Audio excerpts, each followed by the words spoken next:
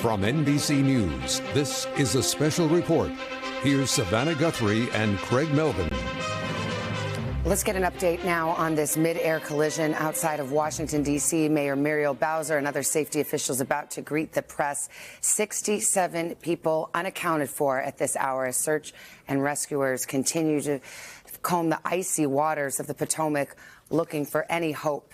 67 people on board that regional jet, the American Airlines jet flying from Wichita, Kansas into Washington that was hit by a Black Hawk helicopter about 9 o'clock Muriel last night. Bowser. I'm the mayor of Washington, D.C. We are here at Reagan National Airport to provide an update on the tragic events of last night.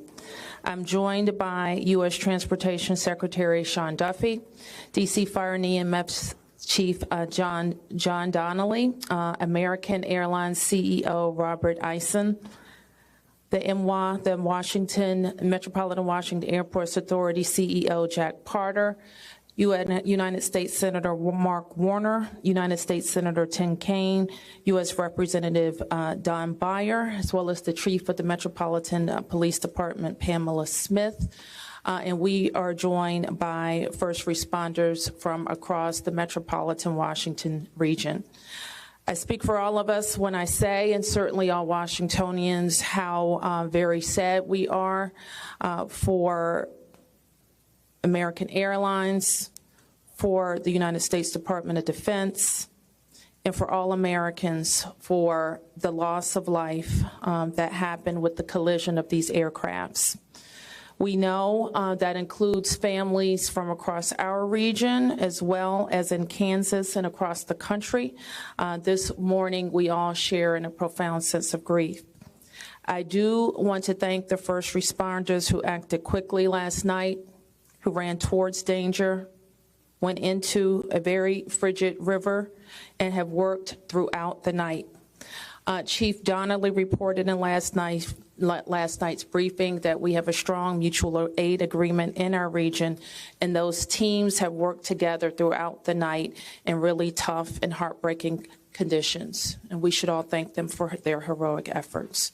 So we'll have several updates today. I'm first going to turn to the Secretary of Transportation, Sean Duffy, and then you will hear directly from Chief John Donnelly with a situational update.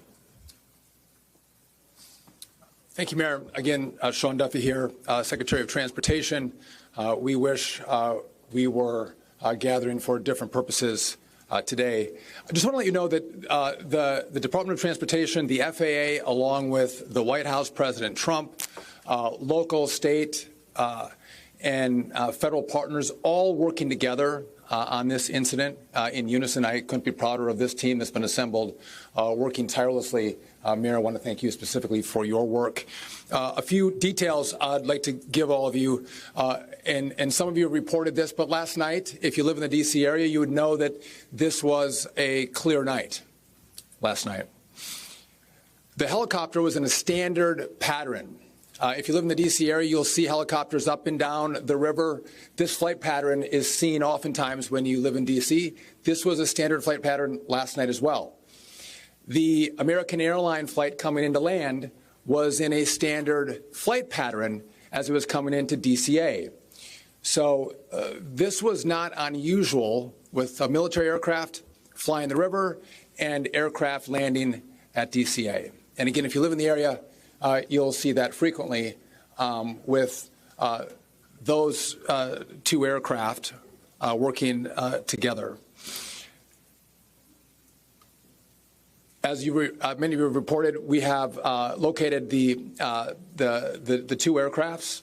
The fuselage of the American Airline plane was inverted. It's been located in 3 different sections. It's in about waist-deep water. So that recovery is going to go on today as that recovery takes place of the fuselage of the aircraft. NTSB is going to start to analyze that aircraft, partner with the FAA with all of the information we have to get the best results possible for the American people. I would just say that safety is our expectation. Everyone who flies in American skies expects that we fly safely, that when you depart an airport, you get to your destination. That didn't happen last night. And I know that President Trump, his administration, the FAA, the DOT, we will not rest until we have answers for the families and for the flying public. You should be assured that when you fly, you're safe. Thank you.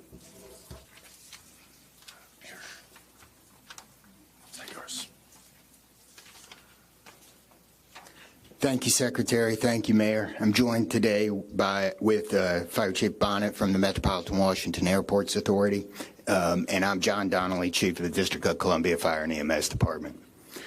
Last night at 8:48, the control tower sounded an alert, which alerts responders to respond to a report of an aircraft crash on or near the airport. That sets off an immediate response from the Airport Authority Fire Department, from the District of Columbia and Metropolitan Harbor Patrol fire boats and other fire boats on the river in order to support that type of operation. Very quickly, this call escalated. It became apparent, the responders realized that they had a plane crash and immediately escalated to a response that ultimately included about 300 people last night. These responders found extremely frigid conditions. They found heavy wind. They found ice on the water, and they operated all night in those conditions. I'd like to take a moment to acknowledge the agencies that responded in addition to DC Fire and EMS and the Metropolitan Washington Airports Authority: Montgomery County Fire Department, the Prince George's County Fire Department, the Charles County Fire Department, the Baltimore County Police Department, the Anne Arundel County Fire Department, the Alexandria Fire Department, the Arlington County Fire Department, the Fairfax Fire Department, the Prince William Fire Department, the Baltimore City Police Department, the Maryland State Police, the Maryland Natural Resources Police, the Department of Defense, the Joint Base in Bowling Fire Department and the staff there, the U.S. Army, the U.S. Coast Guard, the United States Park Police, the Metropolitan Police Department, the FBI, and the NTSB. Despite all those efforts, we are now at a point where we are switching from a rescue operation to a recovery operation. At this point, we don't believe there are any survivors from this accident, and we have recovered 27 people from the plane and 1 from the helicopter. The District Office of the Medical Examiner has lead on reuniting these bodies and these people with their loved ones, and we will continue to work to find all the bodies and collect them and reunite them with their loved ones. We should also acknowledge that the Virginia Medical Examiner and the Army Medical Examiner are involved in this operation and a very important part of getting people identified. So.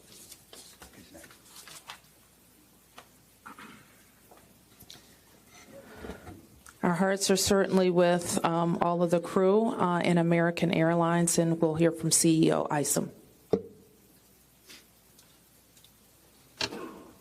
Thank you, Mayor. Good morning. I'm Robert Isom, the CEO of American Airlines. I want to express my sincere condolences for the accident that happened at DCA last night.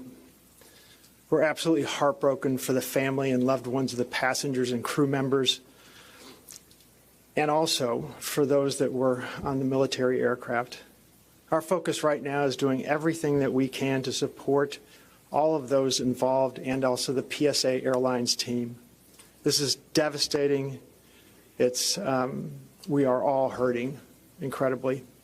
We urge any family and friends looking for information about their loved ones to call our designated helpline, and that's at 1-800-679-8215, 1-800-679-8215. And here's what I can share at this early stage. American Eagle Flight 5342, operated by PSA Airlines, traveling from Wichita, Kansas to Reagan National Airport, was involved in an accident just before 9 p.m. local time on final approach into Reagan National. It collided with a military aircraft on an otherwise normal approach, And at this time, we don't know why the military aircraft came into the path of the PSA aircraft. Flight 5342, a CRJ 700, was under the command of 4 crew members. They carried 60 passengers, as you know, for a total of 64 people on board. In addition to local resources already here in D.C., American Airlines has activated our care team, and that's a group of specialists that are trained to support these types of responses. These team members are on site or arriving soon. And additionally, we have members of our GO team that are on ground here in D.C., and they're being deployed with resources to do everything that we can to take care of the needs of the families and the loved ones of the passengers and crew members. And that is our sole focus. And we're so grateful for the first responders. They've been working through the night, with courageous efforts. And we're actively working with local, state, and federal authorities on emergency response efforts and closely coordinating with PSA Airlines as they cooperate fully with the NTSB on the investigation. I know that there are many questions. And at this early stage, I just won't be able to answer many, but we'll provide additional information as it comes. Thank you. I want to introduce the Metropolitan Washington Airports Authority CEO, Jack Potter. The authority manages Reagan Washington National and Dulles International. Good morning, and thank you, Mayor. First, let me begin by expressing our condolences for all the victims of this flight and for their families. There's a lot of grieving going on, and so we're very sympathetic to that. I want to echo what was said about the first responders. When there's a problem in this area, everybody drops everything and they rush to wherever the problem is. So I want to thank the chief, the entire team from Washington, D.C., but just as important, the list of folks that the chief described.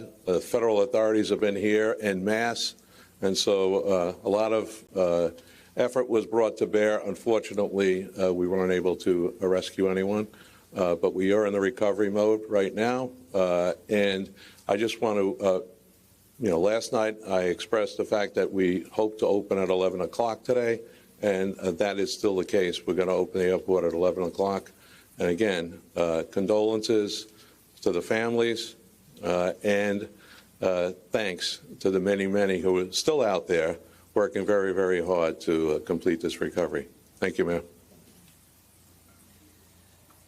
I do want to acknowledge that the Virginia Transportation Secretary is here, in addition to the Alexandria Mayor, and I will like to ask members of the Virginia Congressional delegation to the podium next. U.S. Senator Mark Warner, followed by Tim Kaine and Representative Don Beyer. Thank you, Mayor. I want to join with everyone else and express my condolences for the victims. For folks who don't live in the DMV, we are made up of a lot of jurisdictions.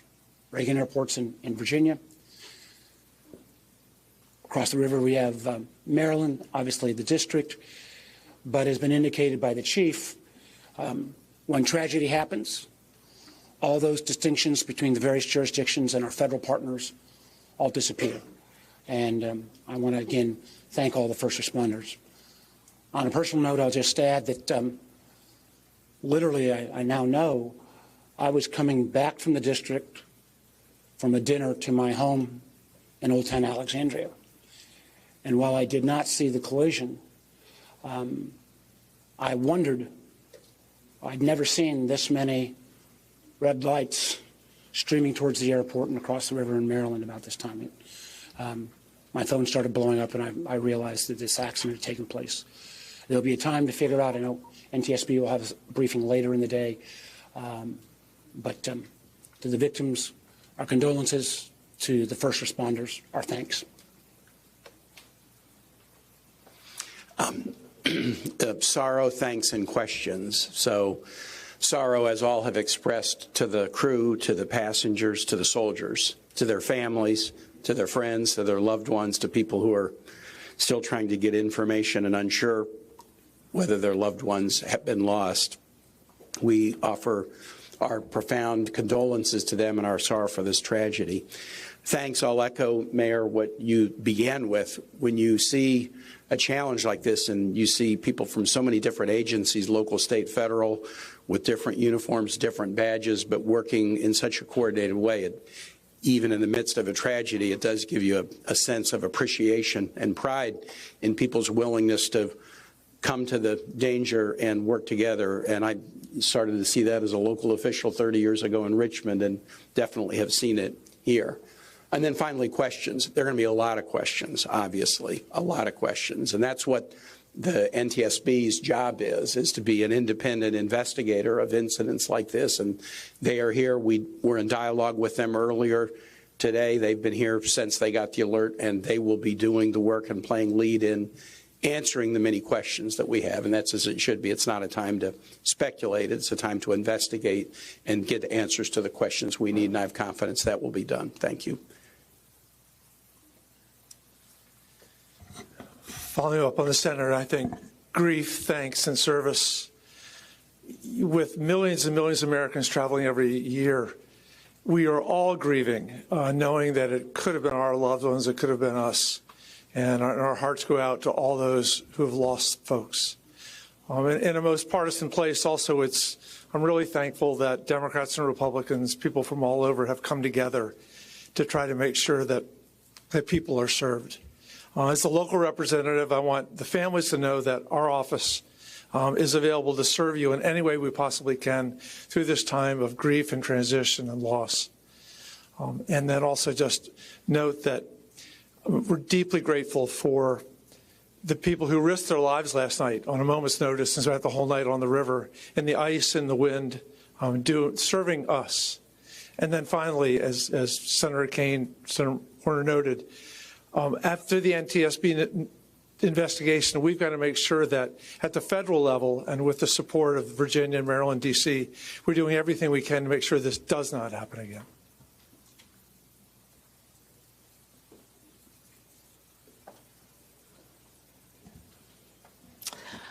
So with that, it's been said already that the National Transportation Safety Board becomes the lead agency in the investigation.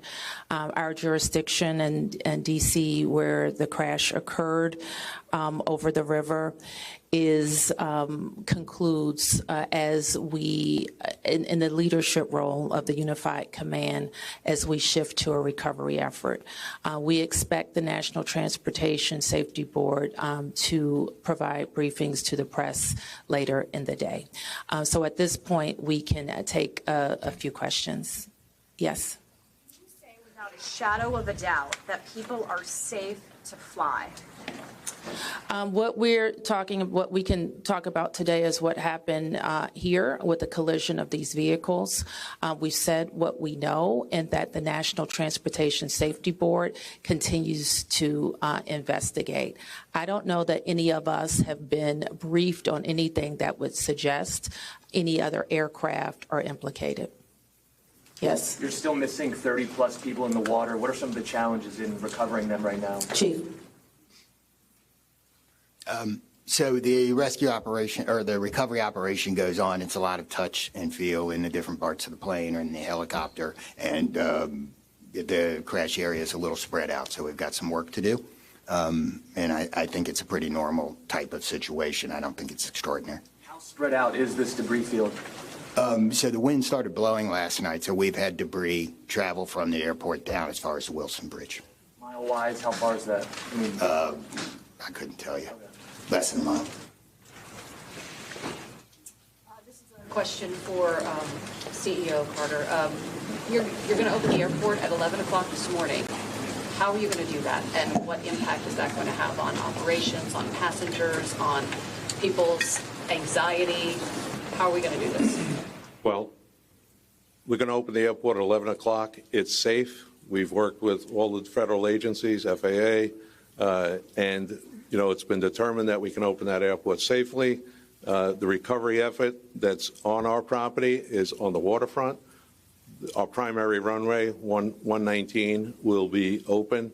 It's away from any activity. We're going to have a secure area around that, so all are comfortable that we can get back to operations. Now, each airline will announce or communicate to their passengers what their operations are going to be. Obviously, their networks were disrupted overnight, and so we might have a slow recovery, but the bottom line is we will begin to have aircraft moving in and out of this airport at 11 o'clock. Okay, so 1, 2, 3. Has the flight recorder been recovered, the black box now?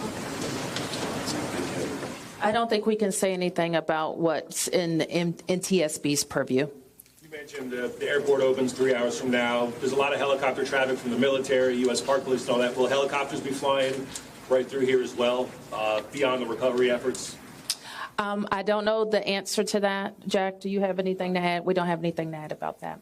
Yes. This is for Secretary Duffy. Can you reassure Americans that the U.S. still has the safest airspace in the world? So the question is, can I guarantee the American flying public that the United States has the most safe and secure airspace in the world? And the answer to that is absolutely, yes, we do.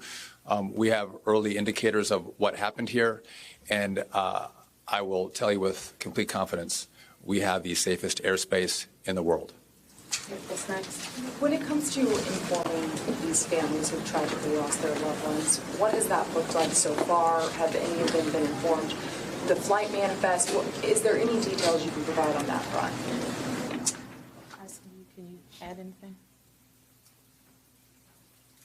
All I can say is that we have published the 1-800 number.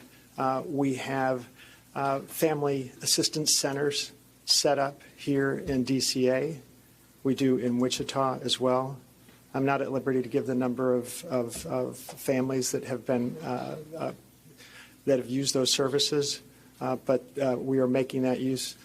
We have over 100 team members that are either here or on their way that are specially trained to work with family members, handle travel arrangements, hotel arrangements, incidentals, to make sure that we're taking care of people in any way that they can, as you know, as our teams are hurting and suffering, and as our passengers and their families need assistance. We're doing everything we can. I don't have any more information on that right now. Mayor, you're next. Chief Donnelly, can I ask you to describe the next phase of the investigation? How confident are you that you'll be able to recover all 67 of these bodies? And can you speak to some of the debris that's also being pulled out of the river? We understand there are some suitcases, some other things that have been pulled out from the river. And I would like to ask anyone here, perhaps the Transportation Secretary or Mr. Isom, if we know anything about these victims, age ranges, nationalities, anything of that nature. So the next phase of this operation is going to be led by the NTSB. All of us are working together, though, to search the area and to find the victims. I'm confident that we will do that, and that will take us a little bit of time, though. It may involve some more equipment. As far as the things being collected, I don't have personal knowledge. I know that we have been collecting debris that you would expect to see from a plane. Anything about the victims? So the question is about the victims. The NTSB is going to lead that portion of the contact with the victims. I believe American is going to be involved with that as well, and so will the FAA and the Department of Transportation. Secretary Duffy, we're going to take some questions over here. 1, 2, 3, 4. Okay. First, Secretary Duffy, the flight path that the helicopter was on, is that a common flight path, and is it normal for helicopters to get clearance to cut across busy approach paths? So I don't know if you all could hear the question. It's a question about the flight path of the helicopter. I don't want to go into too much detail about the information we have from the FAA, but obviously it is not standard to have aircraft collide. I want to be clear on that. But prior to the collision, the flight paths that were being flown from the military and from American, that was not unusual for what happens in the D.C. airspace. And as this investigation moves forward, we will be able to provide more information to you about the details of that statement. I wanted to follow up on that question regarding the flight path, because you said it's standard. So can you speak to the conversations with air traffic control? Were there blind spots here? I don't know if you can understand. So the question is, were there blind spots with air traffic control? I don't want to make statements about that. I don't lead into that answer.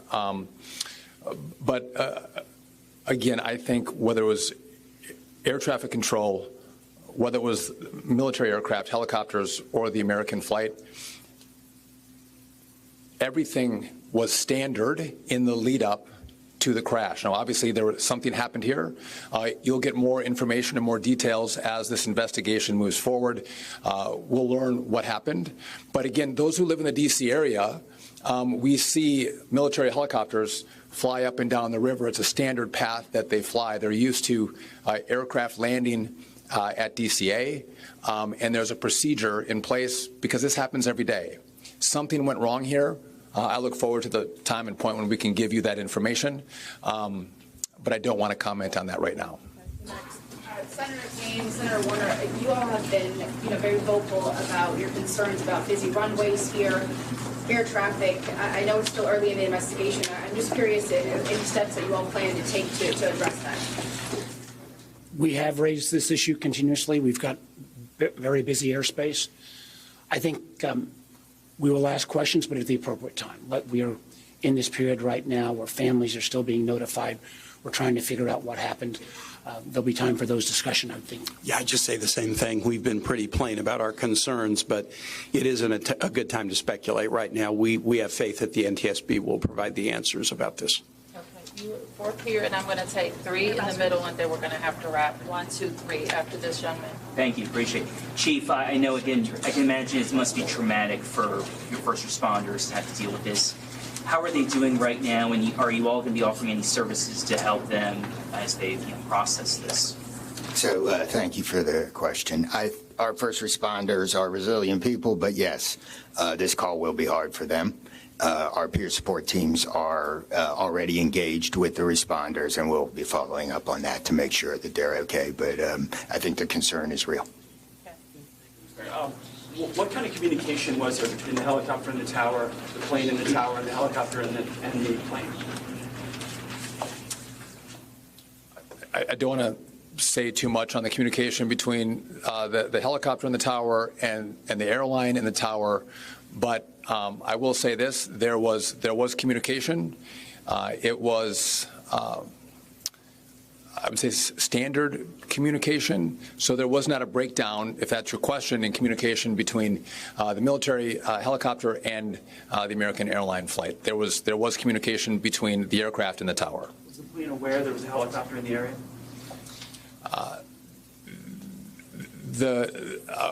I would say the helicopter was aware that there was a plane in the area. You mentioned that. So the president, you said yesterday that you called into the briefing room. Has he returned to the briefing room since then? Have you spoken? Also, a question about the National Security Advisor, Mike Waltz. He's saying that there was 30 bodies that have been recovered. That he just said that in the White House. Curious. I know you're in this presser right now, so that's hard for you to update. But I do have the question on CODIS in the briefing room. I can get the body. Okay, slide first. So in terms of body recovery, as we recover bodies, we have a process, and we're not counting any bodies until they're in the possession of the medical director. So there may be some fluctuating in numbers that other people would report, but our numbers from the medical examiner. So just in regard to the president in the briefing room, I've been with this team for the last hour plus as we've worked through the details of the information we wanted to give you. But it is my understanding that either this morning he was going to be in the Situation Room, or the Situation Room is obviously briefing the president. He has been kept in full appraisal of what is taking place. Okay, last two. You ma'am. First. You mentioned that the aircraft are on a standard flight pattern. Just curious, when the airport opens at 11 today, will planes be on that flight pattern again, or are they being directed to fly a different way to land? Well, I mean, safety is paramount. And I don't have that information quite yet from the FAA, so I don't want to provide an information I don't want to provide an answer or inaccurate information on what routes will be flown out of DCA. Last one. Two questions really quickly. What do you know about the experience and history of the pilots of both the American Airlines plane and the Army Black Hawk helicopter? And then for Secretary Duffy, last night the president had said that this could have been prevented and questioned why air traffic control didn't tell a helicopter what to do. Is that something that investigators have determined should have happened in this situation? Secretary, just quickly, I don't have a lot of information to release, but these were experienced pilots. I know that the captain had 6 years with PSA, or almost 6 years with PSA, and the first officer almost 2 years. Again, standard approach, and that's about all I can say. Thank you. In regard to the military, I don't have information in regard to the experience of the military pilots. I would just note that this was classified as a training mission. Sometimes people could think that a training mission is someone who is inexperienced in the cockpit. We call these missions that are flown in the D.C. area as our pilots are getting hours in experience training missions. So don't read into that we had how many hours the pilots on the military aircraft had. And you had another question for me that was. The president had said that this could be prevented, and also that air traffic control, questioning why they may not have communicated with the helicopter, telling them what to do. We are going to wait for all the information to come in from this vantage point, but to back up what the president said, what I've seen so far, do I think this was preventable? Absolutely. Thank you. Thank you. Is there an acting FAA director?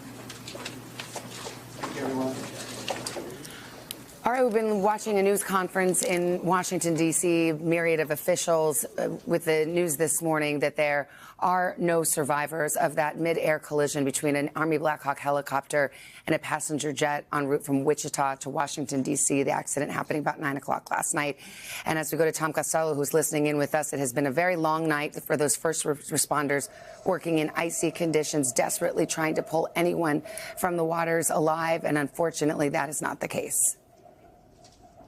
Yeah, just absolutely brutal and horrific conditions to work in out there. And they have been out on the water, as you mentioned, since 9 o'clock last night. Some 300 emergency responders, many of them out on the water, ice covered in many places, and trying to find the victims in the water, which is dark and murky. And as we said, it's just bone-chilling cold. From the very beginning, we were hearing from experts suggesting that the chances of survival in 35-degree water were slim, and that, in fact, hypothermia could set in as quickly as 15 minutes.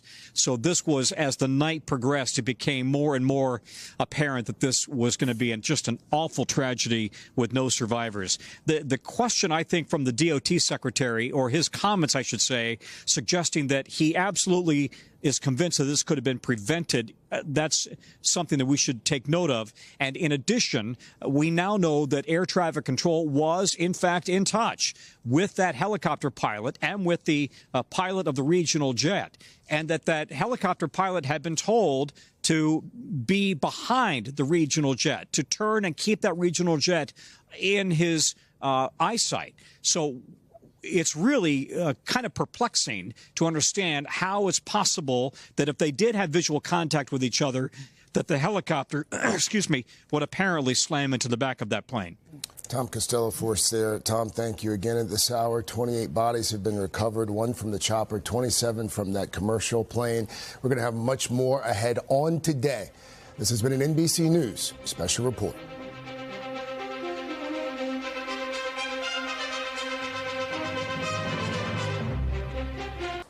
Hey, thanks for watching. Don't miss the Today Show every weekday at 11 a.m. Eastern, 8 Pacific on our streaming channel, Today All Day. To watch, head to today.com/allday or click the link right here.